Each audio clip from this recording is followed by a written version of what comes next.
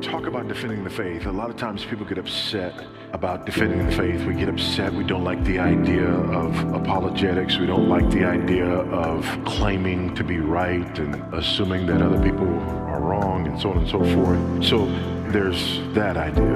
We have a problem with that. But then we also have a problem, and probably more of a problem, with the idea of engaging forcefully in a disagreement over ideology. Because what I like to call the 11th commandment. The 11th commandment is, thou shalt be nice. And we don't believe the other 10. And so there are Christians who, if they see you engaging forcefully on an issue, let's say abortion, for example. You're engaged in a debate about abortion. And let's say that in your advocacy of a pro-life position, you are less than kind. There are Christians, especially millennials, and I'm not trying to pick on millennials, they are more offended by you being less than kind in a debate about abortion than they are about babies being slaughtered in the womb. And ironically, they will be less than kind toward you about being less than kind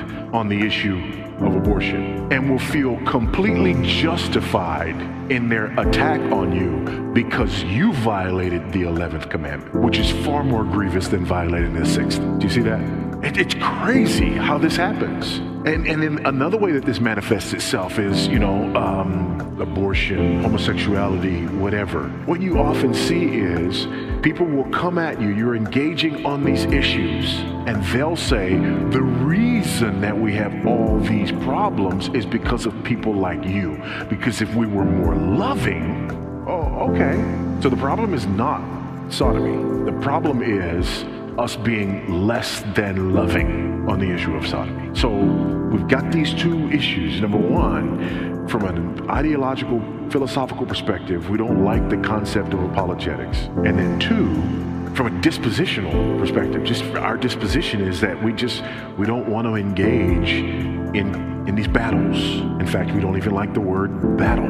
We don't like war language. We're Christians. We should not be engaging in battles with people. We should be loving people. And so I want to look at two passages of scripture. One, Ephesians chapter 6, beginning verse 10. Finally, be strong in the Lord and in the strength of his might. Put on the whole armor of God, that you may be able to stand against the schemes of the devil. For we do not wrestle against flesh and blood, but against the rulers, against the authorities, against the cosmic powers over this present darkness, and against the spiritual forces of evil in the heavenly places. So, metaphor number one, wrestling, hand-to-hand combat. That's metaphor number one, okay? And again, it's not me. I don't write the mail, I just deliver it. So that's metaphor number one, wrestling, hand-to-hand combat. We do not wrestle against flesh and blood. Verse 13, therefore take on the whole armor of God, that you may be able to withstand in the evil day, having done all to stand firm. Stand therefore, having fastened on the belt of truth, having put on the breastplate of righteousness, and as shoes for your feet, having put on the readiness given by the gospel of peace, in all circumstances taking up the shield of faith, with which you can extinguish all the flaming darts of the evil one, and take the helmet of salvation and the sword of the Spirit, which is the word of God, praying at all times in the Spirit, with all prayer and supplication. To that end, keep alert with all perseverance, making supplication for all the saints. By the way, this metaphor is not a metaphor for wrestling. This is a metaphor for combat. This metaphor is the uniform of a Roman soldier, centurion, all the way down to the sword. So if you don't like combat language, you got a problem with God. Next passage. Go to Jude. It reads, Jude, a servant of Jesus Christ and brother of James, to those who are called, beloved in God the Father, and kept for Jesus Christ. By the way, that's three references to the same group of people. Called, beloved in God the Father, kept for Jesus Christ. That's Christians. It's all of us. May mercy, peace, and love be multiplied to you. Don't miss that. All Christians, and then he says, may mercy, peace, and love be multiplied to you. Because one of the things that people think about apologetics and about this war language is that it stands in opposition to things like mercy, peace, and love that we're supposed to be defined by, right? And so verse 2, he says, may mercy, peace, and love be multiplied to you. Verse 3, beloved, Although I was very eager to write to you about our common salvation, I found it necessary to write appealing to you to contend for the faith that was once for all delivered to the saints. Now, epagonizomai. I don't think we need to be running around throwing Greek terms everywhere, but that one just loves saying it. Epagonizomai. It literally means to wrestle, to engage in hand-to-hand combat. So verse 2, he wants mercy, peace, and love to be multiplied to you. And in verse 3, he wants you to go hand-to-hand in combat, which means that there is no contradiction between being a loving Christian and engaging in the combat of apologetics. Now, 2 Corinthians chapter 10. And let's begin at verse 1. We usually like to go to verse 4, but verse 4 is in the middle of a paragraph.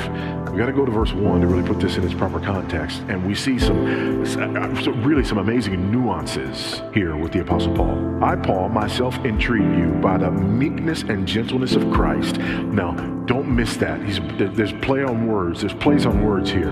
I entreat you by the meekness and gentleness of Christ. We got meekness and gentleness. I who am humble when face to face with you, but bold toward you when I am away.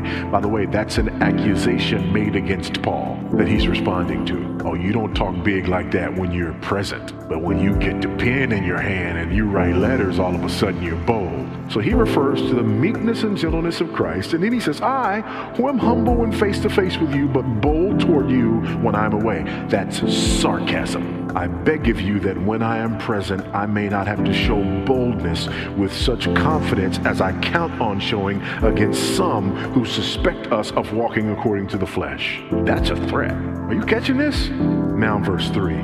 For though we walk in the flesh, we are not waging war according to the flesh. There we go again with war language. So personal hand-to-hand combat language. Now in fairness, when he's talking about this wrestling, he's really talking probably about Greco-Roman wrestling, maybe making a reference to the Isthmian Games. He's using that metaphor. But here, and also in Ephesians chapter 6, there is no doubt, but he's talking about combat. And I believe that I'm not going to say must engage in combat over these issues, because I believe we are engaged in combat over these issues. There is a war being waged, and it is a war being waged against us, a war being waged against the gospel. So how do we do this? One, though we walk in the flesh, we are not waging war according to the flesh. I think here and in this passage, if you look back at Ephesians, Paul says, we do not wrestle against flesh and blood, against rulers, authorities, cosmic powers. And here, Paul says, though we walk in the flesh, we are not waging war according to the flesh. We're not at war with people. I'm at war with those ideas that stand in opposition to the truth of the gospel. That's the important thing. Think about how slick Satan is. So God commands us to engage in this combat. We see it in Jude, we see it in Ephesians, we see it in 2 Corinthians. There's no doubt but that God calls us to engage in this combat. But the adversary has sneaked in and has been so slick that he has made Christians have an aversion to the very combat that we're called to engage in. God calls us to do something, and the enemy has caused us to think that that thing we're called to do is actually evil. Do you see that? That's sinister, and that's where we are. And part of the way that he's done that is to remove this reality that we are not at war with the flesh. We are not at war with people. We walk in the flesh, but we are not waging war according to the flesh. And that's something that we need to keep in mind. Not only in the sense of, fighting against that aversion that we have, but we also need to keep it in mind on the other side, because there's a ditch on both sides of the road. On the one side of the road, there's the person who doesn't keep this in mind, and they're loath to engage in the combat of apologetics. And on the other hand, there's the person that doesn't keep this in mind, and they love engaging in the combat of apologetics, but they make it personal. They're mean, nasty, obnoxious. The gospel is offensive enough. It doesn't need your help. For though we walk in the flesh, we are not waging war according to the flesh. We need to keep this in mind. Keeping this in mind, by the way, means that it will keep us on our knees. Keeping this in mind means that we will be forever mindful of the fact that we're not calling upon our own abilities, but we're calling upon God himself. We're not waging war according to the flesh. This has nothing to do with you being intelligent enough or sophisticated enough or aggressive enough it has nothing to do with that. We're not waging war according to the flesh. 4. For the weapons of our warfare are not of the flesh, but have divine power to destroy strongholds. So first, in order for us to engage in this battle, we have to understand that it's a spiritual battle. And secondly, in order to engage in this battle, we have to understand the power of our weaponry. The weapons of our warfare are not of the flesh, but have divine power to destroy strongholds. Number 1, their power is divine and not human in origin. It's God's power. But secondly, because they are divine, they have the power to destroy strongholds. This word strongholds can also be understood as fortresses, castles. This is an amazing use of terminology here, and we kind of miss it. We kind of miss it because of where we're situated in history. But put this in its historical context. Paul is saying that our weapons are of divine power, and they have the power to destroy strongholds. Now, Paul is living during a time where if someone is in a fortress or a stronghold, the only way that you can defeat them is through siege warfare. In other words, you would have to encamp around their fortress, around their city, around their wall, and you would have to build siege works. Literally, you'd have to have engineers in the field, and it could take you, days, weeks, depending on the size of your siege works and the size of the fortress that you were attacking, to build your siege works. And then as you engage your siege works, it may take you weeks or months in order to break through. Or you'd have to starve them out and hope they didn't have sources of food and water, and hope that they would run out of resources before you would run out of resources. It could take years to siege a fortress. And Paul says our weapons are so mighty that they can do in an instant what it takes man weeks, months, or years to accomplish. There wasn't a weapon known to man that could do what Paul just said. Now, you and I, we can be seduced into not understanding this text because we got bunker busting bombs. We got nuclear weapons that can wipe out a city like that, right?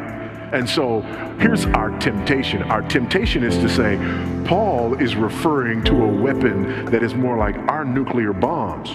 No, that's not Paul's point. Paul's point is, no matter how powerful in the human natural realm your weapons are, I'm talking about something exponentially more powerful than anything your puny human mind can imagine. Whether all you know is siege works or whether you know nuclear weapons, what I'm talking about is more than that, because our warfare is in a completely different realm. And saints, that's good news. Why is it good news? I get letters, I get emails all the time from people who are flat out discouraged. They've had to leave their Christian organization. They've had to leave the ministry that they were working for. They've had to leave their church. I get emails from people who've been asked to leave their church because their church is bringing in D'Angelo's white fragility and Kendi's how to be an anti-racist and some of these other things. And these people are coming in and saying, no, we can't do this. These things are antithetical to you. They're being asked to leave their church because they're not willing to check their privilege. There are a lot of people who are discouraged. There are major conservative seminaries and leaders of seminaries, leaders of ministries, leaders of Christian organizations who are espousing the ideologies of critical theory and critical race theory and intersectionality all over the place. And it's easy to be discouraged right now because of the divisions that we see. It's also easy to be discouraged because, for me, what I find heartbreaking is there are real issues. There's real sin. Is there racism? Of course there is. Is there injustice? Of course there is. And one of the major problems I see is that as we go down this road of this social justice mentality, we're going down a road that Christians can't go down very long. And it's distracting us from things that are very real, that need to be addressed and cannot be addressed properly from that worldview. So it's easy to be discouraged. But remember, we walk in the flesh, but we're not waging war according to the flesh. That's number one. You're looking at what you see. That's not the whole battle. Number two, the weapons of our warfare are more powerful than anything we could possibly comprehend. They're enough. And I've had people say things like, is this going to, ruin the church? Is this going to, no. The gates of hell cannot prevail against the church. Now, mind you, what we're seeing is catastrophic. It has been and it will be, but it won't defeat God's church. So as we engage, recognize the power and significance of our weaponry. So what do? There's two things that we do. We destroy arguments and every lofty opinion raised against the knowledge of God. And two, we take every thought captive to obey Christ, being ready to punish every disobedience when your obedience is complete. So here are the two things that we do. Number one, destroy every argument and lofty opinion raised against the knowledge of God. We have to go to war against these ideologies, and we have to identify the danger that they pose, and we have to dismantle them. Now, not all of us do this in the same way or to the same degree or from the same position or whatever. And one of the things that I've been talking to people about recently is, it's interesting. A lot of people, when you start talking about critical theory, critical race theory, and intersectionality and all this, sort of stuff, cultural Marxism, whatever, they say, oh, you're just trying to shut down the conversation about race. And there's a whole lot that I can say about that. But let me just say, I've been talking about these things for over a decade. This is not my response to George Floyd. I've been warning about critical theory and cultural Marxism since 2004, 5, 6. In fact, people have often thought I was, a little overreacting, if you will, and overemphasizing these issues. So I'm not talking about critical theory, critical race theory, and intersectionality because I'm uncomfortable in conversations about race. Try again. I have zero discomfort in conversations about race. None at all. Been preaching about race since forever.